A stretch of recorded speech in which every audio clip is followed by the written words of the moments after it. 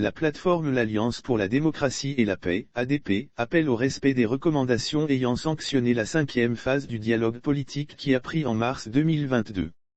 La 5e phase du dialogue politique entre le gouvernement de Côte d'Ivoire et les principaux partis politiques et des organisations de la société civile a eu lieu entre le mois de décembre 2021 et mars 2022. L'appel de la plateforme ADP au gouvernement ivoirien au terme des pourparlers, plusieurs recommandations ont été prises et leur exécution semble tarder.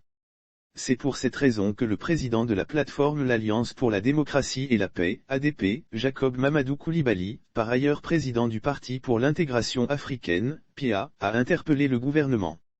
Le dialogue politique s'est déroulé dans un cadre fraternel, de bonne ambiance, dans la courtoisie.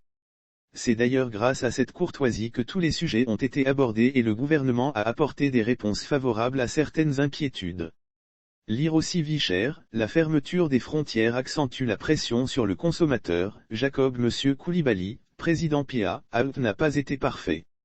À la fin du dialogue, nous avons fait des recommandations qui abordent plusieurs points en rapport à la vie politique, à la vie sociale et même de l'avenir de la Côte d'Ivoire. Parmi ces recommandations, il y a un point important que nous voulons évoquer ce jour, c'est la mise en place du cadre permanent de suivi de ce dialogue politique, a confié le président Jacob Mamadou Coulibaly au site L'Infodrome.